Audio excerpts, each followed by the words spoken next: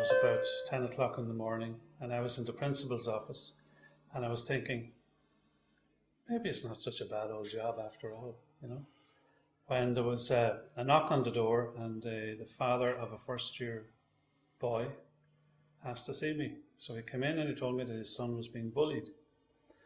And I must say I was very amazed by this, because 3 weeks into school, how come bullying is manifesting itself so early? So I said, are you sure? He said yes. He put his hand in his pocket and he took out an envelope with photographs of his son taken at the kitchen table at home. He had his shirt off and he was covered in bruises all over his chest and his arms. And I must say I was astounded. I said, are you sure this happened at the school? He said, yes, because I know who did it. He said it was a fellow student of my son's who was in the same primary school as him. So I said, well, look, I'm going to give this my utmost priority, and I'll ring you this evening and have my guarantee this is not going to continue. So off he went. So I sent for the boy he named as the perpetrator of this. And as I was waiting for him to come to the office, I was thinking to myself, looking back on it now, I was very angry, because I felt kind of personally responsible to those parents who had handed over their child's welfare and security to me, and I had, the principal of the school, I had let him down, obviously. So I was going to make sure that this didn't happen again. So I was weighing up in my mind whether I would suspend him for 3 days, and then I thought, no, I'll suspend him for a week, because that will send a signal to everybody in the school that you don't come into the school and bully people. So as I was waiting for him to arrive, something came into my mind. What about this restorative business? And we had little cards printed for the staff with the restorative questions on them. And I looked through the desk and I found my card with the questions. So I thought, well, look, maybe I should try these.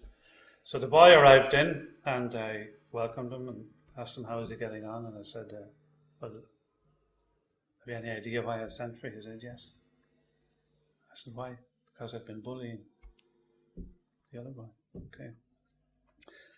So I looked down at my questions and I said, what happened? And he began to tell me. What were you thinking at the time? He told me that. Who has been harmed by this? And he investigated the impact on the boy himself and his parents and his brothers and sisters and the other first years and the school personnel, etc., etc.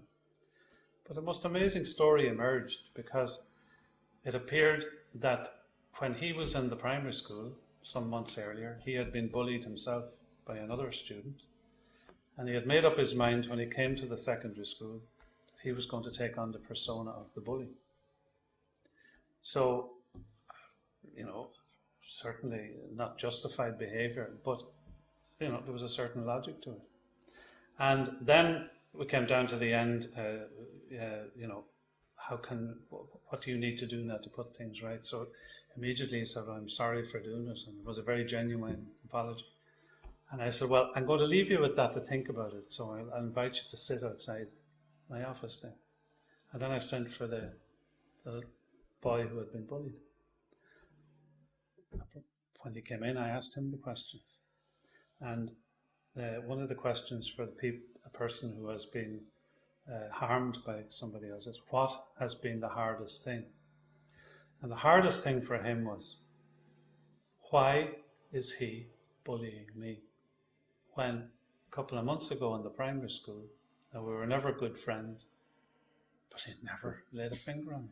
Now every day I come in here and he's, down the corridor, he's punching me, and he says, is there something wrong with me? Suddenly I realized I have the answer to your question, and it's sitting outside the door. So I said to him, would you be willing to, if I invited in X outside the door and we went through the questions again? He said, yes. So I did.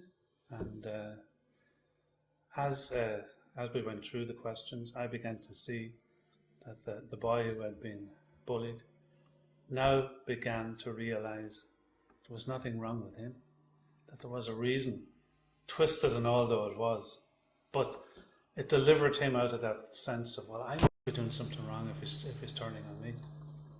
So there was a spontaneous apology given and accepted.